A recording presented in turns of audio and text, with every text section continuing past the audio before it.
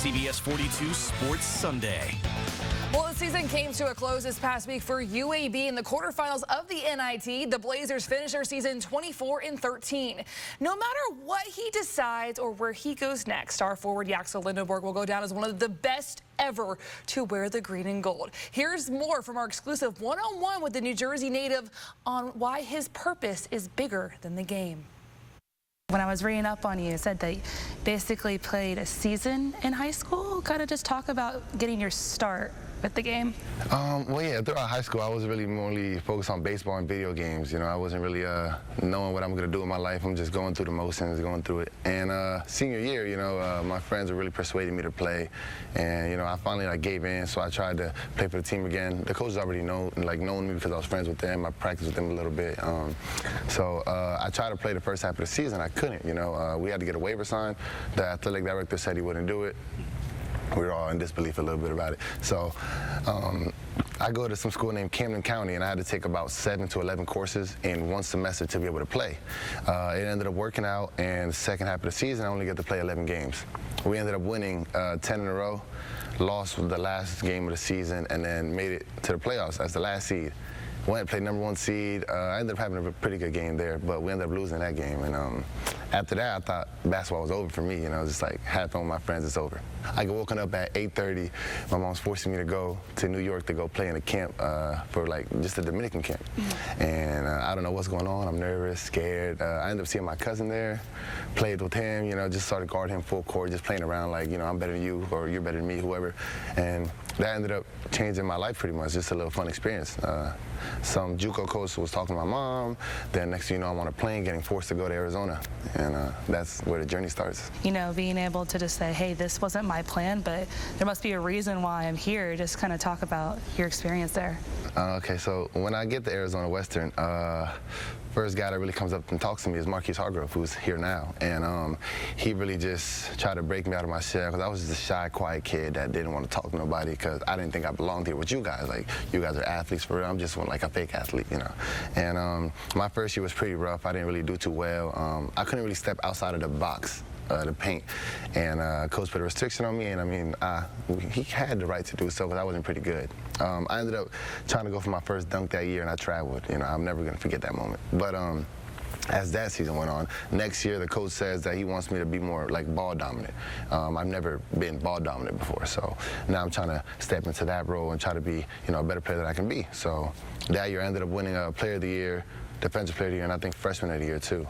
So next season, now I have a little bit of hype to my name because there was a camp in the summer where, you know, I started getting all my offers. It was called J48. Shout out to them because they really, that experience right there changed my life for sure. Put my name out there. A lot of D1 coaches started offering me. I remember I got my first offer. I cried. I called my mom. It was really a surreal moment for me.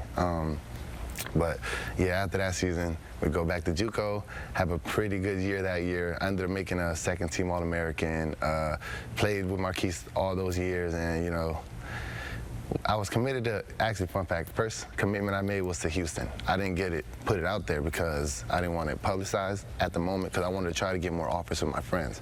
And that ended up backfiring on me. So I ended up losing that. Houston was my dream school at the time as well, so it was bad. You know, I cried for a little while too. Just very emotional all the time, you know, whatever. But yeah, then I ended up coming to St. John's.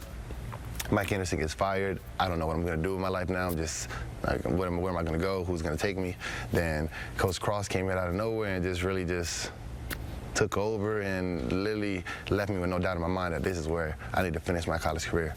And that's when I ended up signing here, and, you know, you guys know the rest, I guess. Yeah, you know, talk about the coaching staff here, and also Andy Kennedy. He's been deemed the JUCO king. He has a really good eye, him and his staff, of finding good JUCO talent too. How did you maybe feel embraced when you first got here by him and the staff? Man, well, when he was recruiting me, you know, it was like he wasn't really just like recruiting me just to be the basketball player. He recruited me to be like a father figure, you know, and someone that I could really look up to. And it was great. It was great to hear that, you know. They put in thoughts in my mind about being an NBA player I never heard before, so it was amazing, you know. And being here, they gave me the room to mess up, you know, because they know I'm just a JUCO kid. I just started playing basketball in a sense. And when I got here, I wasn't really doing too good, you know. And just having that time to grow is what really helped me out, and I really appreciate them for, giving me that room and being there for me regardless, because there was times early in the season I wanted to give up because I didn't think I was good enough, and they stayed with me. They gave me a talk pretty much every week, and it was just like, there's no way I can't be good. Like, you guys are really going to engrave this in my brain, and it actually ended up, staying there, and I'm glad that they kept talking to me about it. Have you thought about maybe wanting to, continue the game at the pro level? Yes, I actually thought about declaring after this year, testing the waters, seeing what's there for me, and if it's not looking too good, then I feel like I would have to, come back to college and try to, earn my way a little bit more. What would it mean for you and your family? Specifically, you mentioned how crucial your mom has been with this journey for you. What would it mean for you to be able to continue that at the next step?